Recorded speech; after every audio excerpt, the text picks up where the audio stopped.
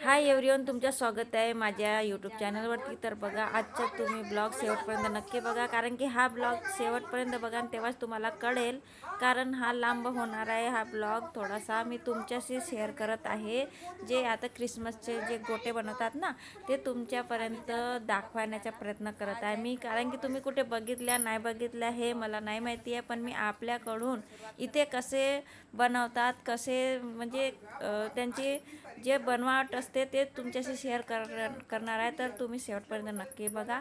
कधी बघितलं की नाही बघितलं ते मला कमेंटमध्ये नक्की सांगाल। तर चला, आम्ही आता तयारी वगैरे झालेली आहे आणि बघा इकडे वंश विवांचे पप्पा वंश विवांचा थोडी मस्करी करत आहेत, बघत आहेत की ते कसे इमोशनल होतात। तर बघा आता सायंकाळ झालेली आहे, आता आम्ही निघतच आहोत। तर बघा थोडा सायंकाळ झाली नंतर आम्ही निघालो। रात्रीच्या वेळेस बघायला खूप छान वाटते। तर बघा हे आमच्या घराच्या मागेच आहे, तिथे आम्ही गेलो तर तुम्हाला दाखवण्यासाठी बघा मेरी क्रिसमस म्हणून लिहिलं आहे। हे फोटोशूटसाठी असं डिझाईन दिलेलं आहे। इकडे डिअर आहे आणि बघा दोन्ही साईडला एक डिअर पडून होता, तर आम्ही म्हटलं आम्ही हात नाही लावत, कारण ते जसं तसं असं असं।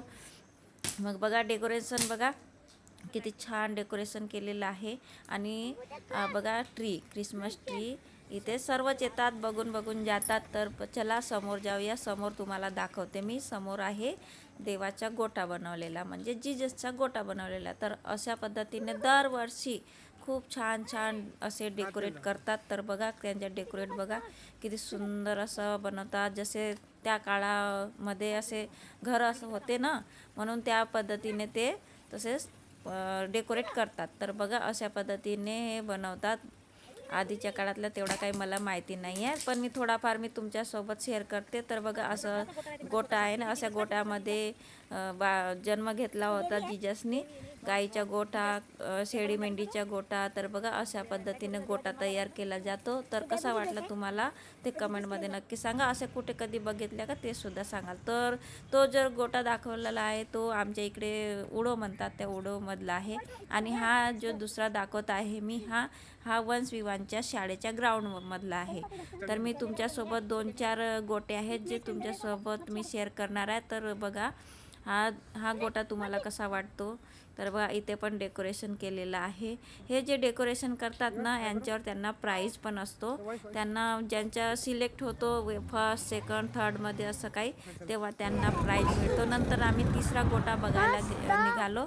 हा ब्लॉग 31चा आहे, उशिरा झाला आणि समोर समोर दाखवते मी तुम्हाला। हा तिसरा गोटा आहे। तर बघा किती मोठा स्टार बनवलेला आहे आणि हा स्टार्टिंग आहे ना, मोठा तुम्हाला जीजस बनवलेला दिसलाच असेल, पण थोडा एकदा तुम्हाला दाखवणार। बघा इथला गोटा पण वेगळा आहे, किती छान बनवला आणि बघू शकता तुम्ही किती सुंदर बनवला। तुम्हाला काय वाटते कमेंटमध्ये तेही सांगा। आणि हा आहे चौथा गोटा।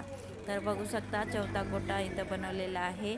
आणि आज आहे 31st, तर वंशच्या पप्पांना सुट्टी होती म्हणून आज आम्हाला हा बघायला मिळालेला आहे। तर बघू शकता असं गोटा आहे। तुम्हाला कसं वाटलं कमेंटमध्ये नक्की सांगा, आवडल्यास लाईक करा। आणि बघा ओल्ड मॅनसुद्धा बनवतात। ओल्ड मॅन इकडे ओल्ड मॅन नेहमी बनवतात। आता ते ओल्ड मॅनचे काय प्रोसिजर आहे ते तेवढा मला नाही माहिती आहे। नंतर आम्ही घरी आलो, घरी आल्यानंतर हे बघा दोन्ही आपल्या पप्पाकडे लाड वाड करायला लागले आहे। आजचा ब्लॉग यायला खूप उशिरा झाला, त्याच्यासाठी सॉरी। आणि हा ब्लॉग कसा वाटला तुम्हाला कमेंटमध्ये नक्की सांगा, आवडल्यास लाईक करा, शेअर करा आणि नवीन असाल तर माझ्या चॅनलला सबस्क्राईब करा। भेटूया पुढच्या ब्लॉगमध्ये, बाय बाय।